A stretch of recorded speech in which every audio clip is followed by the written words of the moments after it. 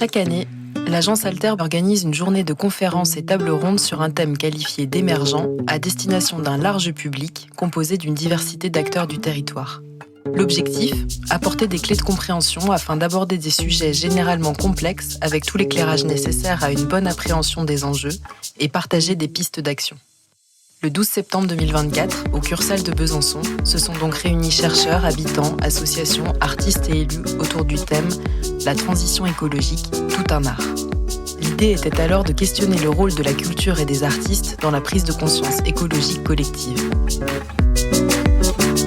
Nous, en effet, on a cette vision que l'art peut venir servir le militantisme et servir à la fois des victoires politiques, mais aussi le fait de gagner la bataille culturelle. L'art peut être un moyen de toucher des publics beaucoup plus diversifiés. Sensibiliser ne suffit plus. Des pans entiers de la société soit ne sont pas intéressés aux questions scientifiques, soit ne croient pas forcément à la science. Il faudrait que la série et les représentations hollywoodiennes deviennent minoritaires pour que d'autres représentations arrivent. Quand on voit un artiste qui tourne un clip au volant de son 4x4 ou un artiste qui répond à une interview dans un potager, c'est tout à fait différent. Comment l'art peut-il encourager une forme d'engagement ?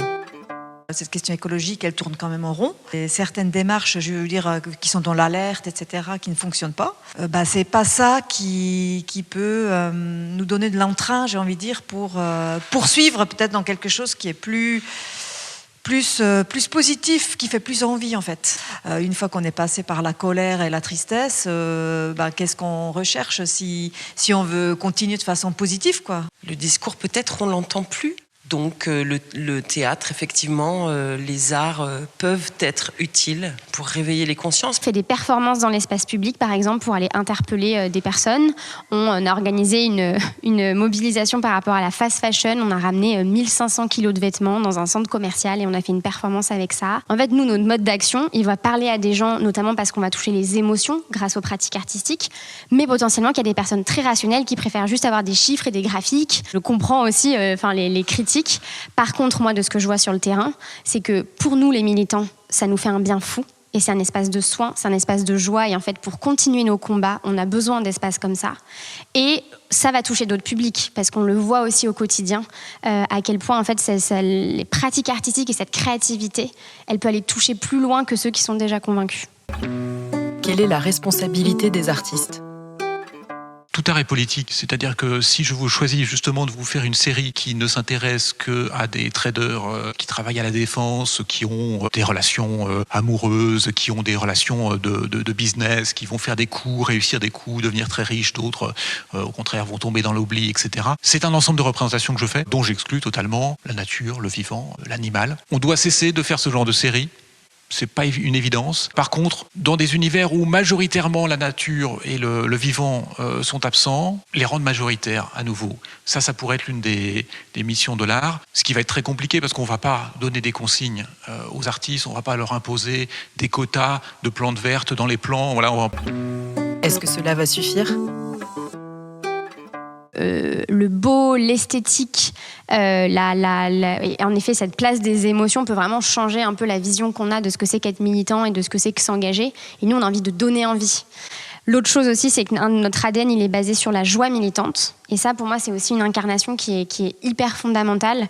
Moi, je suis passée par plein de phases dans mon engagement. Par contre, de ce que j'ai vu, c'est que le fait la joie, ça embarquait beaucoup plus que justement le fait de culpabiliser, que de parler avec ma colère, avec ma tristesse. Et la dernière chose, c'est la puissance du collectif. Nous, aujourd'hui, on est un collectif avec 50 personnes et on a une communauté d'à peu près 500 bénévoles qui grandit de jour en jour parce qu'on fait quelque chose de différent du militantisme classique et du coup, ça attire beaucoup de personnes.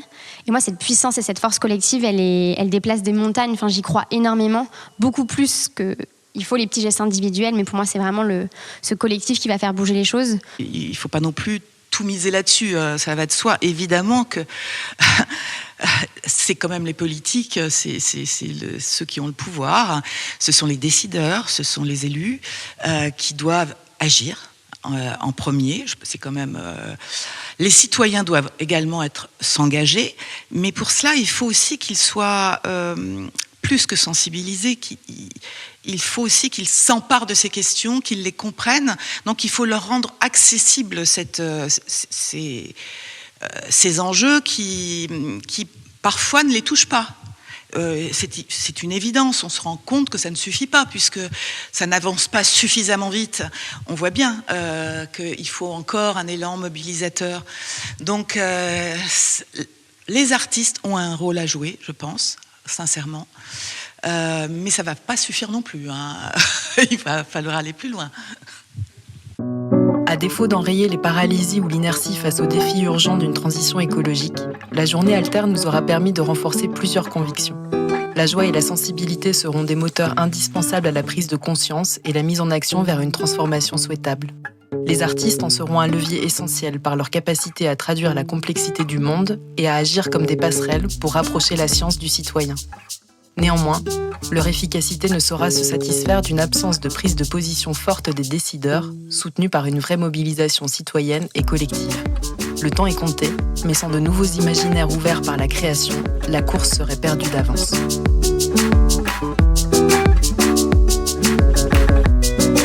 Tout ça prend énormément de temps. Si on regarde, en fait, il y a 10 ans, les questions écologiques n'étaient pas du tout prises en compte comme c'est le cas aujourd'hui. Ces choses-là sont sur du temps long, et du coup, il y a des personnes qui n'acceptent pas aujourd'hui ce genre de choses et qui l'accepteront peut-être demain. En vrai, la définition de utopie, c'est ce qui n'est pas. Et on prend cette définition aujourd'hui comme ce qui ne peut pas advenir. Mais en fait, c'est littéralement, moi je crois aux utopies, parce que je pense qu'à un moment ou à un autre, elles vont arriver.